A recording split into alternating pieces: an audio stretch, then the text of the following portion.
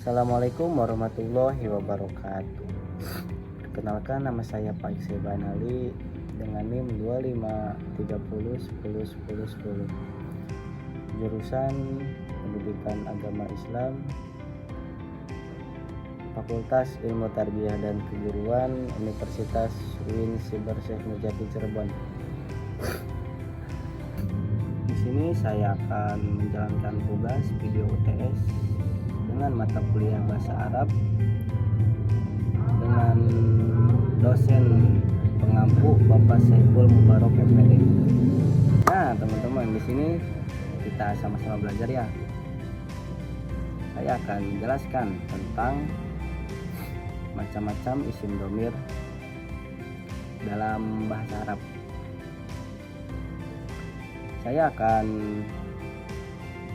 membahasnya dari empat sisi penting: i'rabnya, baris mustatilnya, ghaib, mukhatab, mutawakkilnya, dan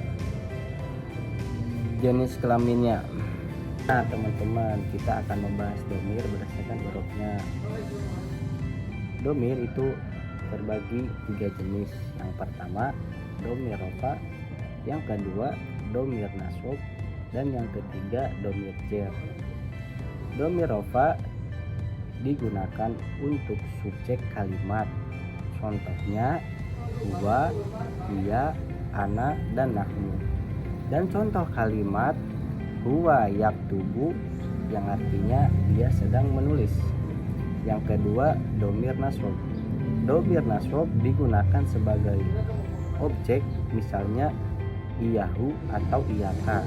Contohnya ra'aituhu, yang artinya aku melihatnya. Yang ketiga dhamir jar. Dhamir jar muncul setelah huruf jar, seperti bi, li, atau ala. Misalnya bihi, lahu, alaihi. Dan contoh kalimatnya kata balahu, yang artinya dia menulis untuknya. Nah, yang selanjutnya teman-teman, dhamir dilihat dari baris dan mustasir. Dhamir baris artinya nampak, terlihat lah, jelas dalam tulisan, seperti huwa, anta, dan ana. Contohnya anta mustahidu, yang artinya kamu rajin. Sedangkan teman-teman, dhamir mustasir berarti tersembunyi dan tidak terlihat.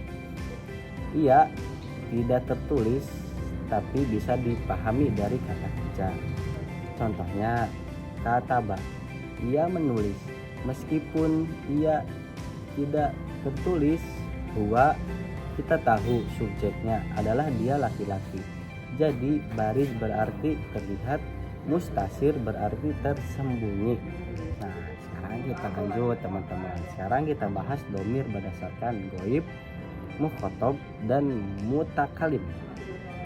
Dhamir ghaib digunakan untuk orang yang ketiga yang dibicarakan, seperti huwa, ia, huma, dan hum.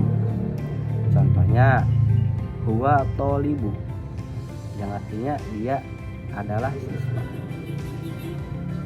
Nah, sedangkan dhamir mukhatab digunakan untuk orang yang kedua atau lawan jenis. Contohnya angta, angti, angtum, dan angtuna. Nah, contohnya angti tolibatu, yang artinya kamu adalah siswi. Yang terakhir, dhamir mutakalim untuk orang yang pertama, pembicara. Contohnya ana dan nahnu. Contoh kalimat ana uhibbul ilma, yang artinya saya mencari ilmu. Dan teman-teman, dhamir ini menunjukkan siapa yang berbicara. Nah, teman-teman, yang berikutnya adalah dhamir berdasarkan jenis kelamin. Dalam bahasa Arab, setiap kata memiliki jenis kelamin, misal mudzakkar atau muannas. Dhamir mudzakkar digunakan untuk seorang laki-laki, seperti huwa, anta, dan hum. Contohnya huwa muallimu, yang artinya dia laki-laki adalah guru. Sedangkan domir muannas digunakan untuk seorang perempuan seperti hiya, anti, hunna. Contohnya hiya muallimatu, yang artinya dia seorang perempuan adalah guru. Nah teman-teman, mari kita simpulkan dari tabel sederhana. Gorib laki-laki, dua goib perempuan, dia mukhotob laki-laki, anta mukhotob perempuan, anti mutakalim tunggal, anak mutakalim jama nahnu.